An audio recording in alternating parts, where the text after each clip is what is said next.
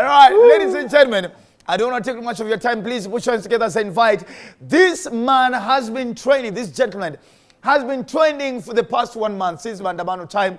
And he has been going around the country courageously, bravely, putting the government into accountability, and even appearing on interviews, and even putting members of parliament on the spot about the projects that the government has launched. Ladies and gentlemen, there's a lot of questions to ask him, but of course it's amazing to have him on the show. We need to know, apart from him being on top of a Land Cruiser for a living, is there anything else this gentleman actually does? Let's appreciate the one and only Morara Senior, ladies and gentlemen.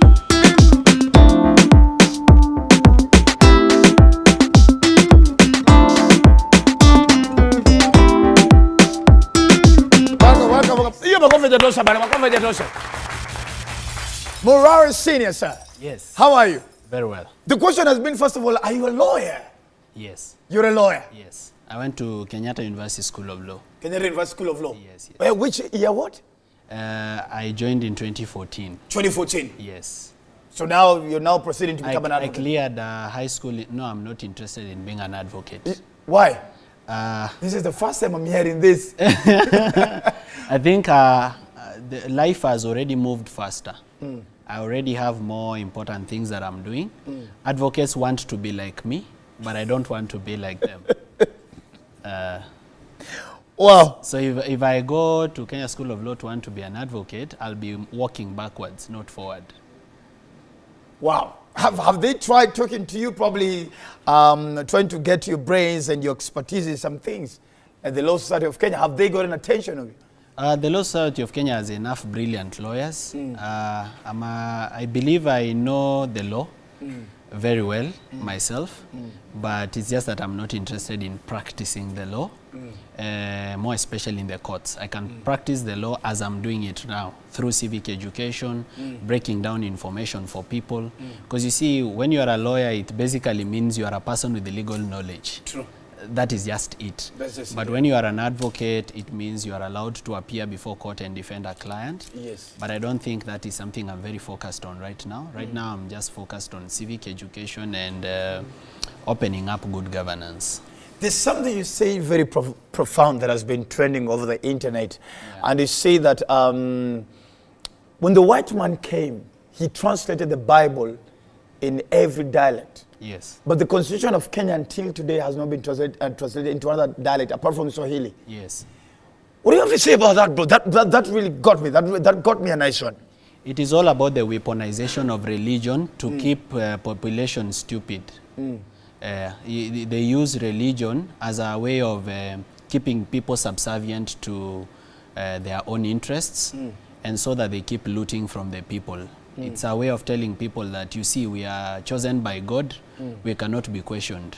But now the questions that we need to ask is that the same God that they purport put them in office is the same God who gave us natural resources.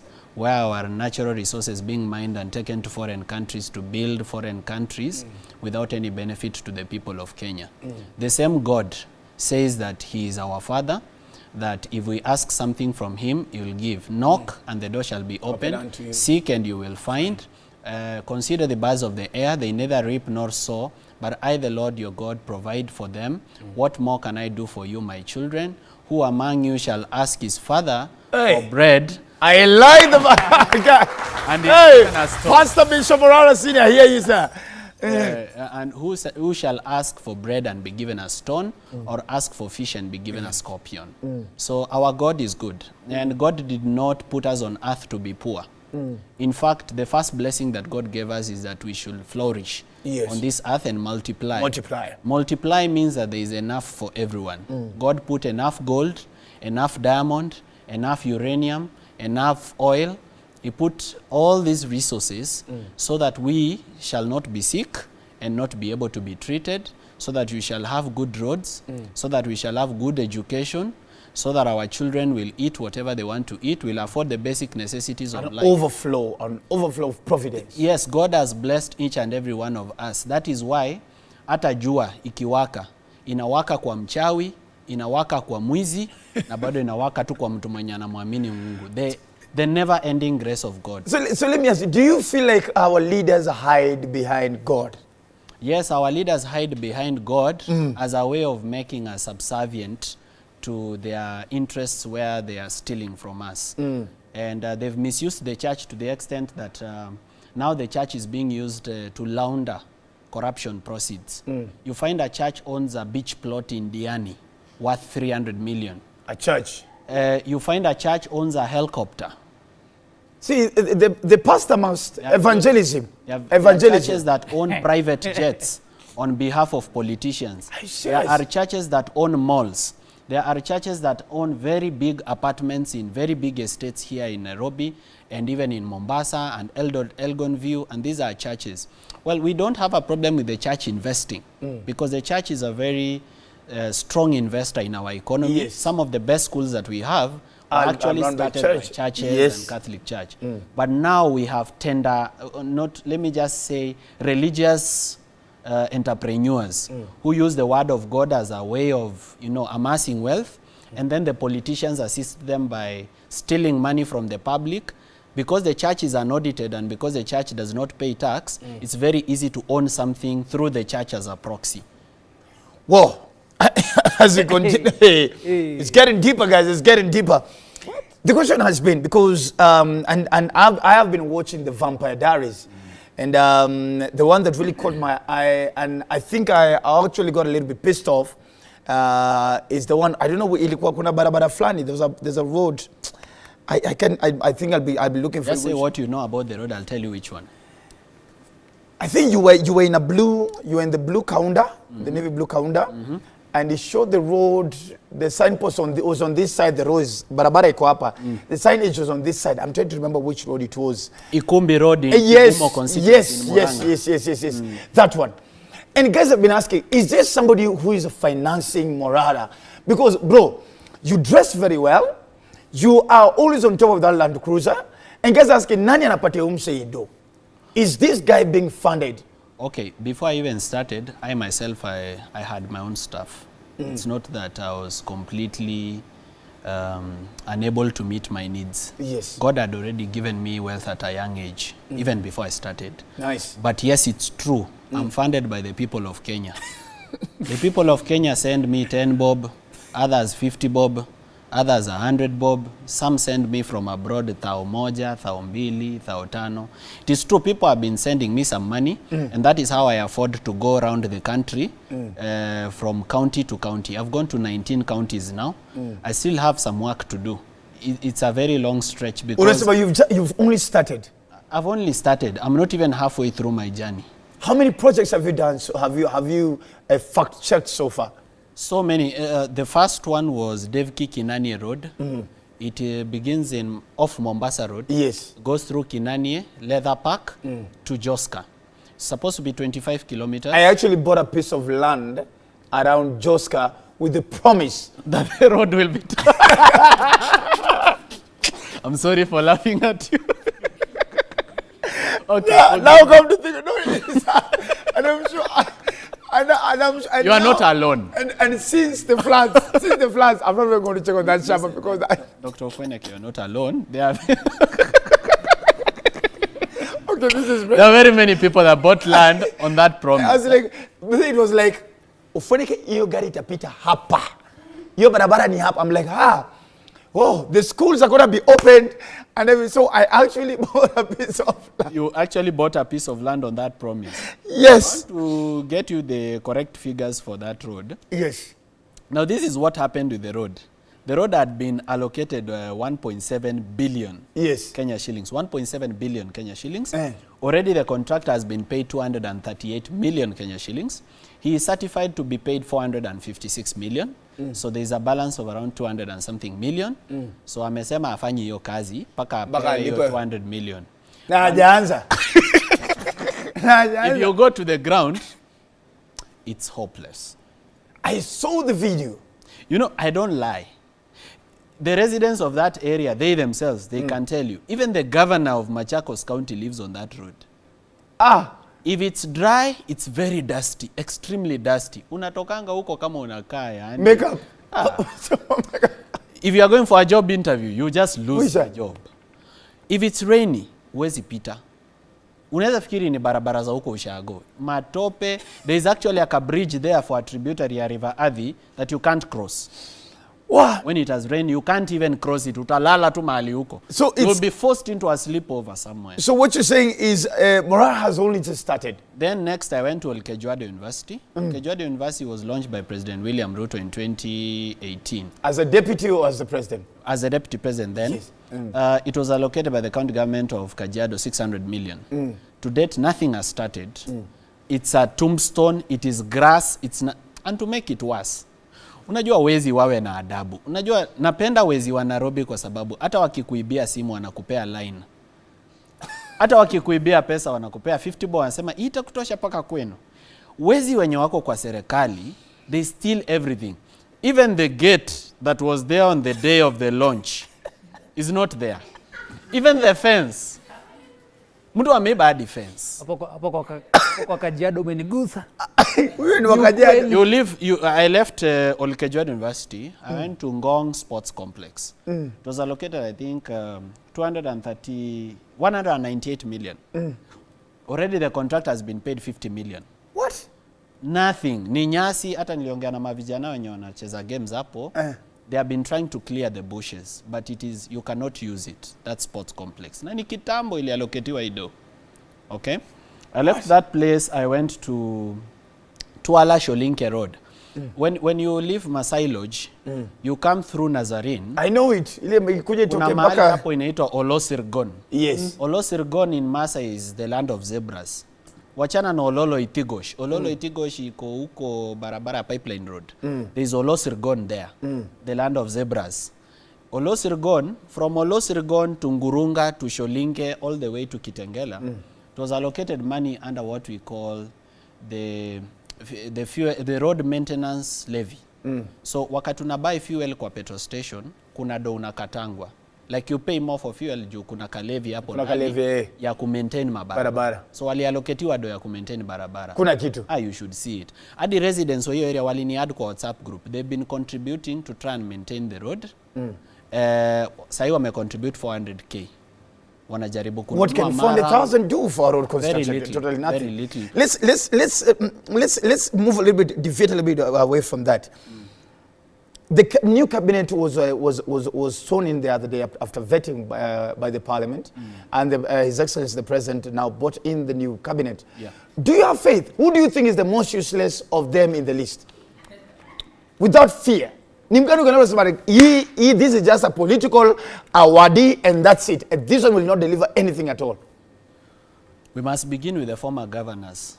You see, when somebody has held a governance position, we should be able to judge them on their track record, beginning with Wycliffe Oparanya and Ali Hassan Joho. Their record at their respective counties was terrible. If you talk to the people from Kakamega and you talk to the people from... Oparanya did some work. For Kakamega, because I also want to be very... He did some work for Kakamega, but with a lot of theft. The theft part I may not know. But as a constituent of Kakamega... is actually factual. There's a lot of money that was lost. He did some work. No, for us, because I'm Kakamega, yes. For Kakamega, we can attest he did some... For us, he did work. Joho scored 0 in Mombasa. Nothing. So saying Joho is useless on that list. People in Mombasa, haki hakuna kitu walifanya huko. And you see, it's not about the individuals. It's about the system. Oparanya himself is a very brilliant guy. Very smart. If you look at what Oparanya did when he was in the Kibaki government. The Ministry of Planning. Amazing. Yes. They are even the ones who came up with Vision 2030. Yes. These people are not fools, including Dorcas Odor Senior Counsel, who has now been put in the cabinet, Deborah Mulongo. These are extremely brilliant people. So the question is, what is the problem? The thing is that you are not required to work. You are required to steal. So at this point, your expertise is not needed. It is your ability to steal that counts. How well can you steal? Not just for yourself, but for the boss. Are you scared for your life, bro? No, I'm not. I should be, but I'm not. Yeah, common sense. Dictates that you common should be worried. sense is that I should be worried. Yes. But I'm not, because even Jesus, how long did Jesus live? I think 33 years and the 3 years of ministry. And he did exceptional work. We don't have to live forever, and we don't have to live for too many years. We just need to be impactful for the short time that we live. Not everybody will get to old age. Even you are not even sure whether you get to 70 or 80 or 90. The only thing that lasts forever is eternal life. That's the only thing we should chase. This ingine, the short time or the long time I'll be here, I want to have a maximum impact of positive change in society. Has anybody from the government tried reaching you out like, hey, Baba? Because usually Hussein answered you and told you to stop being a rumamonga. Yeah, you know, out here they talk very tough, but in private they are very kind. They're making phone calls. Yeah, I've talked to a number of them, even the president himself. Called you? I talked to the president before he went for Paranya's homecoming. The president called Murara? Yeah, the president called me. I cannot lie. Did you, of course, he didn't have his number. But you see, out of respect, I cannot say what I discussed with the contest, president. yes. But I will say that I'm not interested. Okay, now again, let me say this. Common sense is that if you are a young person and you are called for a government position, you should go by running, not by walking. But I don't believe this government shares my values. Secondly, I don't believe I'll be useful in his government because one, they despise people with education. They despise intelligent people. They don't want ideas. They are focused on theft. And I'm not a good thief. Therefore, I'll not serve the president. To the best of my knowledge and to the best of my ability, I'm not able to serve this president because his appetite for corruption is too high. And I don't want to sink with him. You see, he's on a looting spree. Wait, nisipoteze kazi bwana. I have a work to protect. He is accumulating wealth, some of which he does not even need.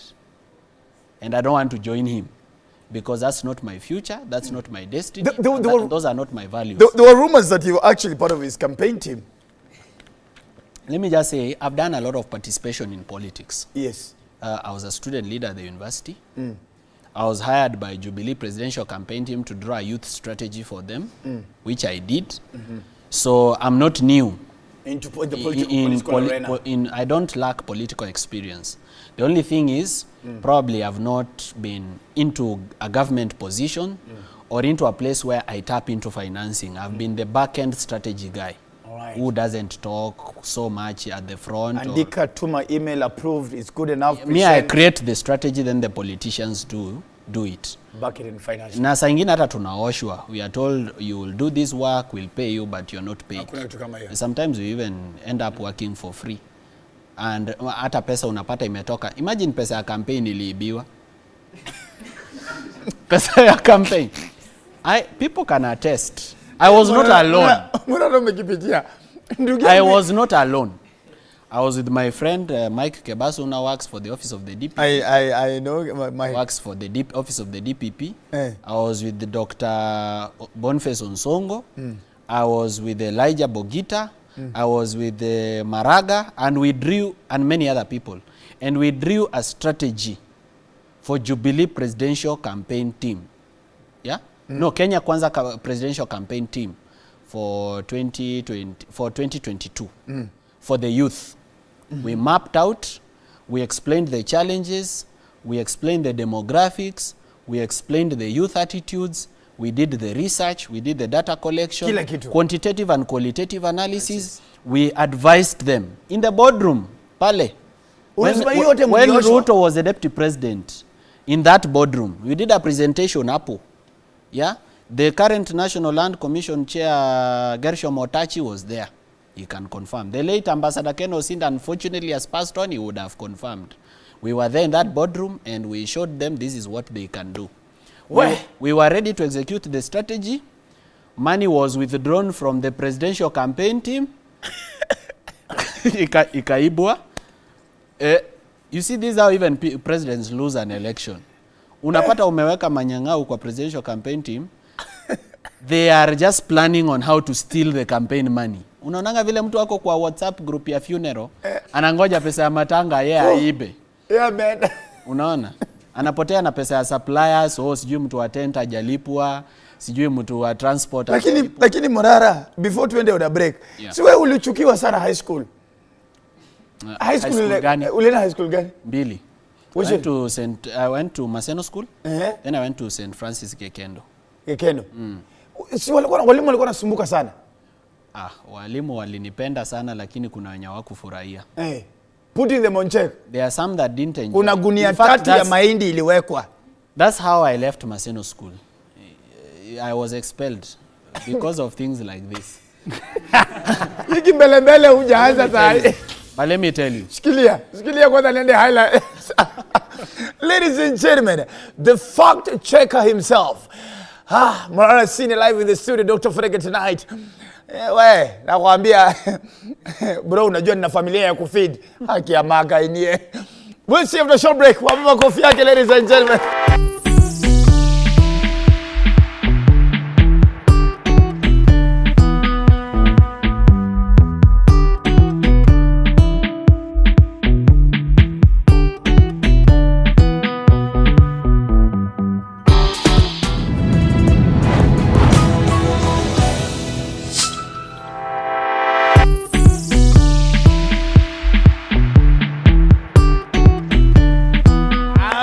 And of course, we are back, ladies and gentlemen. Dr. Frege tonight, of course, also in the one and only senior, Morara Senior live in the studio.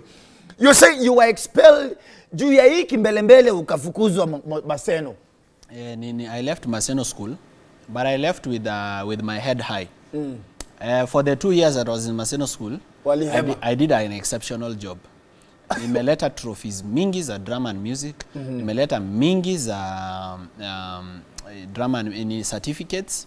Nimefika nationals on all years. I brought a lot of pride for the school. Nice. Apart from that, I was very active in student leadership. Na nilifanya kazi safi. And you see, our God is fair. And if God has destined you for greatness, it doesn't matter where, you will still achieve it. Yes. I left Maseno School where getting an A is almost obvious. Yes. An A or an A minus. Once you're in Maseno School, the expectation is that you should get an A, because inakuanga na 89 A's, alafu 150 A minuses, alafu a few B pluses, alafu ka C moja na C minus 2. So, I left Maseno School. I went to a village school which had no fence, which had no laboratory, which had no library. Haikuwa hata na library. Haina hata school badge. Yeah. But I scored the first A since it was established in 1979. And the only. Hakuna ingine imepata. Until today. I should be the chairman of the board of directors. Why have they not called you?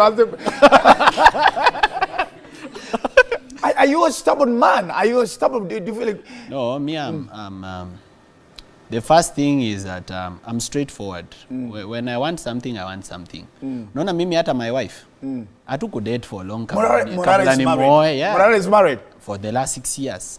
What was the first statement that, because I'm trying to imagine in my mind with this straightforwardness. What was the first statement you told your wife?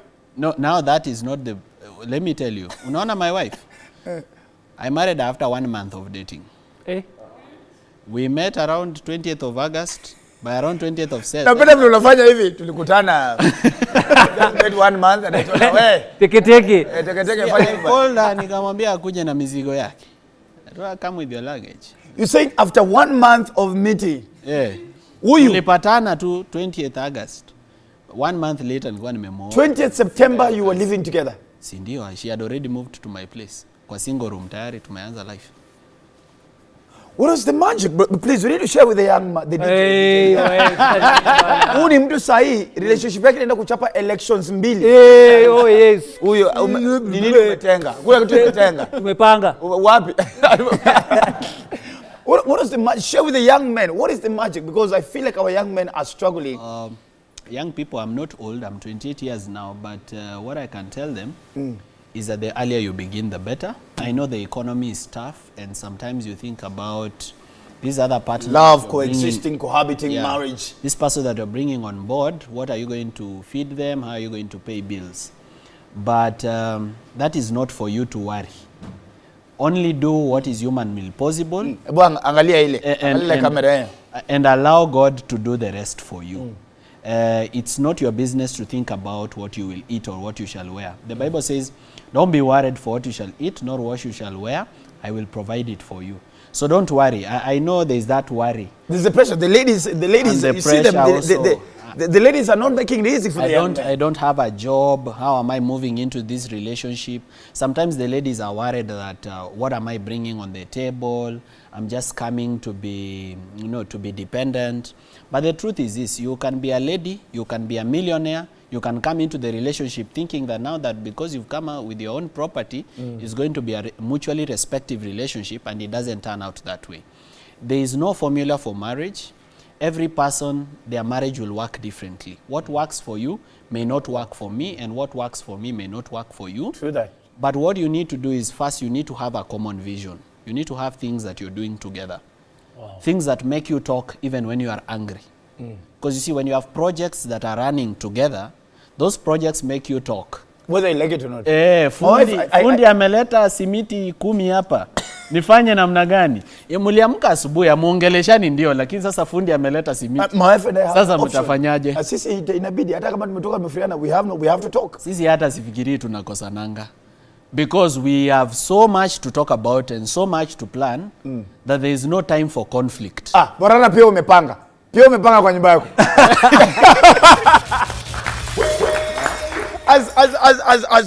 As we finish. And one thing I was about to forget. Yes, sir. Make sure also that you meet up with somebody of your same level of brilliance, who is as intelligent as yourself. Nice. Intelligence does not necessarily mean education. I'm talking about exposure and level of thinking. Because emotional intelligence and yes, it informs the quality of the conversation. For example, somebody like myself, I'm very well schooled and very well knowledgeable on many subjects. If I get somebody who is not very intelligent or very conscious about life, our date will be boring, because now we can't talk about politics, we can't talk about science, we can't talk about the weather, we cannot talk about good governance, we cannot talk about corruption. So, ni vizuri sometimes to have things that bring you together, and also somebody who thinks not exactly the same the way you think, but at least you have something in common that makes the conversation interesting. Wow. So that is why I discourage people from going into a relationship because of money.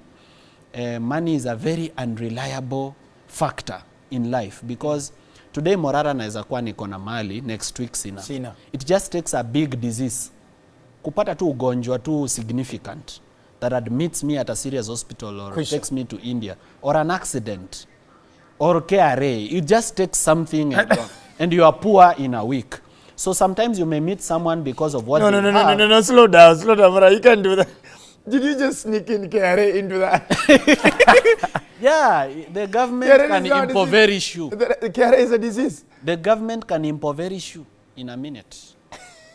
The government can freeze all your bank accounts, freeze your properties, and send auctioneers. Well, you have to freeze by now, because, I mean... they've tried. They have tried freezing your account? Si unajua KRA came to me. Nasema wewe na hiki mbele yako. They came. I told them what I told them. Unajua mambo ya tax si mambo ya kukosania huku. Let them see what I paid versus what they say I should have paid.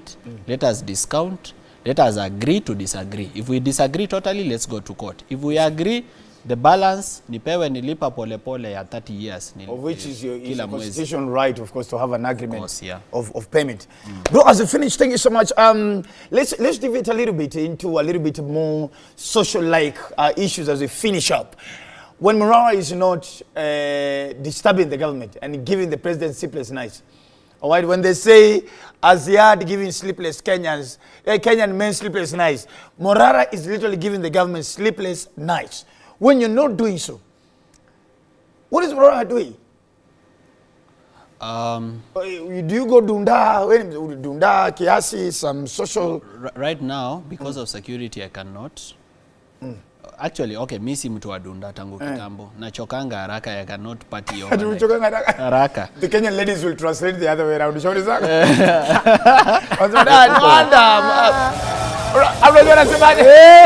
Then the other thing. Adimorara usimama kwa gari na anachoka. Nachoka sana.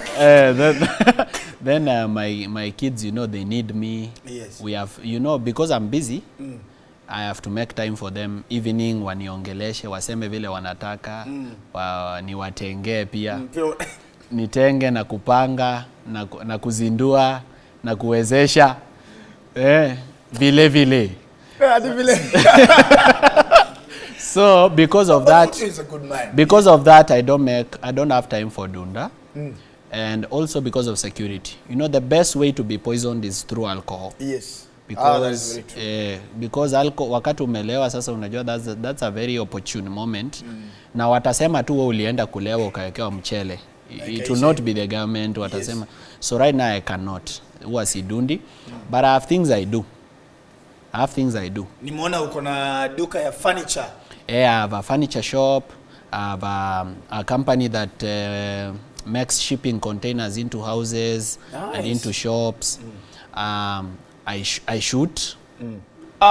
I shoot. Even in competitions, I shoot at the shooting range. Nice. I shoot almost all calibers of rifles. Nice one. Yeah, from multi-purpose machine guns to pistols, to shotguns. I shoot things. So that's another. You shoot things. I like that. That's another thing I do. Are you a cars person? Yeah. Cars, watches, shoes, kind of a person? I love cars. I love shoes. I have more shoes than my wife. Are you serious? Yeah. How many pairs of shoes, sir? How many pairs of shoes? Hata sijui. Which is your favorite? Hata sijui. I have shoes. By then napenda kununua viatu sana. I love them a lot. So I have things I do. Traveling is another thing I like. Traveling around, especially driving myself. That's something I really enjoy. Oh, you enjoy driving yourself? Yeah, I enjoy good food. And more especially because I don't eat in hotels. I really like just sitting home with the family, trying a new menu. Chef Ombachi alipika nini last week. Clarified butter, so tunafuata. Chop onions, done. Chop, done. Hiyo kitu. So we do that too. So I have. So when you're driving, yes, I was about to ask you, when you're driving alone, probably say from here to Nanyuki, on your own in your car, who would Monora be listening to? Okay, my favorite musician number one is Prince Inda. I listen to because of my studying in Masero, you understand Luo? I listen to, and I speak Luo also, a little of it. Prince Inda, Nyar Jaduong, Nyar Migori, Kidomar Hera. Hey. Apart from him, I also listen to Emma Jalamo. Okay. Wow. Especially the song Amilo Nyar Nyakach. Hey. Apart from that, in Cumberland, I listen to... Wife ni Mjaka? No, she's a Kisi. Oh, a Kisi, okay. At least in every tribe I have music I listen to. In Cumberland, I listen to Kasolo. Stephen. Amekatu hapa tembali. That one. Then there is Wilberforce Musioka. The one who say nguma ika usumbike nyutumotwika muma idha wangai. Then when you come to Kalenjin, I listen to Kipsang. Especially I really love his song Cherop, the latest one. When you go to Kikuyu land, I listen to Samido. Saminedo kaitarimo kenu. Hey, I like this guy. In fact, one day I want him to mention me in his song Damununulia za cabbage. Nasema umetenga in Luya land I listen to Opeta Mwana wa Musungu. Bas wewe unajua muziki yetu basi. Now you know our music. Opeta Mwana wa Musungu, I listen to him. And then there is also this other guy who sang Mpenzi wangu ni muenzi milele. That is Steve K. Mbe mugasi wangu yo That is Steve K. Mbe mugasi wa mimi acha nimba wewe hujaimbwa in Kisiland. Nimeimba already. In Kisiland I listen to Vicky Young. Apart from Vicky Young, I listen to Miggy. So at Yeah, least... a very good friend of mine, MC Miggy, but he always he always watches the show. MC Miggy, thank you so much, of course. I love his music. So tuseme tu kila kabila Kenya. Niko na kitu nasikiza. Nimeona Mombasa umeavoid, najua Mombasa kidogo. No. Even Mombasa, I have something I listen to. The Taarab music. Taarab. Nasikiza. So at least I love music and I'm not tribal. In fact, I enjoy listening. In Maasai land, how would I forget? There's some Maasai songs that I really love. Especially Leshao. I really listen to Leshao. Bro, your playlist must be a very weird one. When it comes to, do you listen to rap music? No. I don't listen to rap music because it's too fast, too noisy, and I don't understand what they're saying. I was about to ask between Calligraph and Octo, who you feel is... No, a Calligraph style of rap is better. I can hear. I was thinking you were talking about the foreign rap. Easy is upper. Rap ya Kenya hip hop, I listen, yeah. So between Steve Superboy, Calligraph Jones, and Octo Pizzo, the three of, because Steve Superboy is a rapper. Okay, I love all of them. But Calligraph Jones, a.k.a. Baba Yao, a.k.a. They Father, a.k.a. The OG. Superboy? Please, that's Domanake. Bidosho, kutoka Tanzania.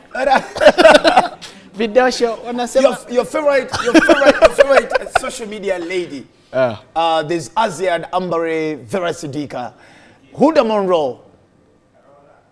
Is Diana Marwa there? Diana Marwa, between the five of them. Diana Marwa because she's my neighbor and because napenda venye anajituma. Kuna vitu wanafanyanga na bwanake zenye sipendi, but you see. Gani ya upendi? This is Kenya. Paka lipstick? No, kuna ingine walienda kwa gynecologist alafu Diana was sleeping on some, I think something that looks like a massage bed. Na bahati yako hapo anaangalia. They are my neighbors.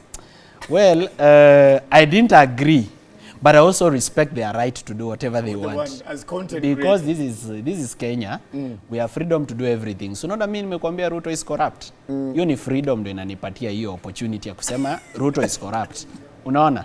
Sasa pia wao they can do that which pleases them. But I really love the way wanajituma. They are a very committed couple. Very committed. Favorite comedian? Favorite comedian? Well, apart from Dr. Funny, anyway.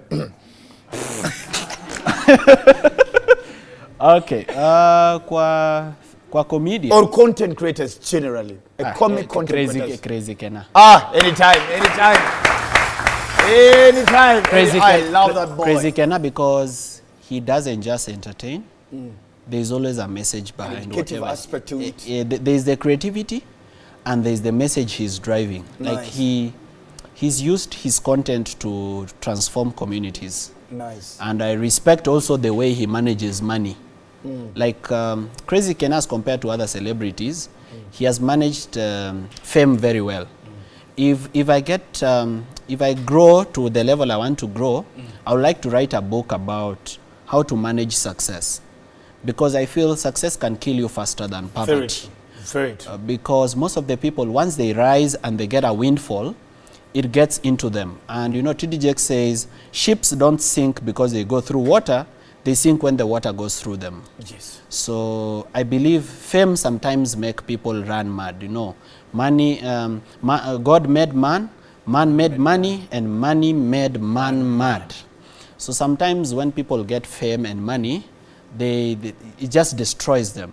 It even takes away their creativity. They are no longer now focused on creating new content for the people. They forget that this is what got them there. Because even if you are Steve Harvey is very wealthy. Yes. But he still does his thing to date. And that's why I would even advise those artists who go into politics to think again.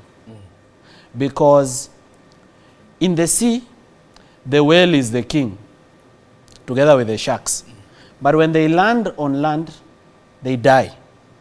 You see, you can be king where you are, but very useless on the other side. For example, if I was to be asked what I can remember Jaguar for, it's not for his legislative work as an MP. It's just the music. And he was a king in his music. But you cannot be, just because you are making it there, does not mean you'll make it everywhere. On this other side. God has given people talents and skills, and those talents and skills, they are unique to you. So you might see Morara doing something really well, and you actually think you can do it. And when you try, you fail miserably. That's why I even tell business people, don't go into a business because somebody else is doing it. The same with artists. Don't go into politics because KJ went there, or because Jalango went there. Chege, Yeah. Lesuda. Think very keenly about how well you can do. For example, I feel Hussein is a wasted mind in State House. He's doing really well as a journalist, but now he's in State House. They have him doing the wrong job for the wrong people who don't care about his... Hussein, a brilliant guy, but now look at the things he has to do. Look at his response to my... You know, he is at an impossible place. Yeah? He's found himself in this position where you are really bright, you feel you can offer a lot to this government, but it's not needed. You know, you go into government thinking, oh, I'm a lawyer. I'm going to give them really good advice about how to do things the right way. Structure legal system, yes. Put them in place. Then you go into government, you realize your legal advice is not even needed. They have already decided what they want to do. They just want you to facilitate it to be done. That's why people like Professor Guido Muigai, brilliant guys, left government. He resigned from being AG. Because, you know, sometimes intelligent people are also impatient. You cannot sit and stay where you are useless. You are explaining a lot of things about me. My father drinks a lot. My father drinks a lot. But in his drinking, he's very wise. There's something he has written on the wall of his bedroom. Inasema hivi, when your absence is not felt, your presence is not needed. Oh. When your absence is not felt, then your presence is not needed. Yeah. If Hussein leaves government today, will they miss him? They won't. Yeah. So I see very brilliant people in government who I knew before they went into government. I know what they stand for. I know how bright they are. I know how much value they can add on that government, but they can't. Kuna kitu. They cannot. There's a lady who has been appointed, I think, Kenya Tourism Board, June Chepkemei. Yes. That's a young lady. June Chepkemei. Extremely brilliant lady. But working for a government that is extremely corrupt. Those are people that, and young people actually, those are people that can offer a lot of value to our government and to the future of our nation. Na hakuna kitu hapo kabisa. Tabu. So are you going to get into a locked elective position in 2027? Because some would argue that Morara should now come and argue from inside. Stop making noise from outside, come and make noise from inside. Yeah, I've been thinking very keenly about that issue. The problem with showing interest in politics is you take away credibility from the work you do. Right now, I'm doing a very important job, which is civic education and public audit. Yes. I'm trying to emancipate and bring all Kenyans to a position where each citizen knows that it is their duty to keep the government accountable. Not just Morara, but me personally. Natembea, where kama Mkenya, wherever you are, you walk to the nearest government project that you see and find out what is happening. Even if you are, you know, the chair of the residents association of that area, ama nyumba kumi, go and check the quality of the road, how they are building the road. Ask yourself, is this the quality and standard of roads that we want around this place? So this job that I'm doing is a very noble task. If I start mixing politics into it, I'll spoil it, because now people will view me on a partisan way. They'll say, he's talking like that because he's ODM. Or he's talking like that because he comes from this tribe. Or he's talking like that because he wants his political position. Personally, I don't even want a political position. I'm fine the way I am. But never say never. You know, some of the greatest people that went into politics, they didn't know they'll end up in politics. So I do not know. But I'm not planning. I've not set up like a campaign center or started raising money or started scheming towards a certain position. No. For now, the only thing I'm interested in is to have bright voters. Mimi nataka tu mavota wenye wako na akili. Kenya mzima. Because even if these Kenyan people, hata tuseme nilikuwa nataka hiyo political position, and I'm voted by these same Kenyans, this one, I'll be depressed. I'll be depressed working for these people. I need to painfully educate this Kenyan. By the time inafika ukiamua, unajua unaongelesha watu wanajua ni nini. In the Morara University of Civic Education and Applied Common Sense. Come on. I must give everybody a degree. Nobody is escaping. Ladies and gentlemen, an amazing exclusive of the one and only Morara seen live on the Dr. Funike show, aka the chief, yes, chief fact checker. And of course, you never know. He could be coming in from, well, I'm pretty sure once he's done with the government, he's now going into marriages and relationships. As a man, you have married this woman for 5 years. You promised that in my second year of my love to you, I will have fulfilled this and that and that. TV itabadilika, tutatoka meko tuanze gas cooker 4 burners, kutoka hapo TV ni 75 screen, and so far you've not done it. Morara is coming for you. From hapo anaingia kanisani. Mapasta ulisema, ukiekwa bishop, you'll drive out 335,000 demons. So far, you've only done 2 demons, and they were stage managed wewe. Morara is coming. Bro, thank you so much for coming on the show. Thank you for having me. I me. really do appreciate it. It was such an honor. Lakini bwana ujichunge bwana. Ukifanya hivi vitu unajichunga bwana. Ni God that protect watu, sio mimi. God protects. If the Lord does not watch over the city, the watchmen labor in vain. Amen. So hata nijichunge namna gani, the government is still very powerful. Right. Extremely powerful. But I'm pretty sure because at least on a positive, I've seen the president is really doing town halls and everything just to try and also cover up. On our next interview. Let's appreciate it, ladies and gentlemen.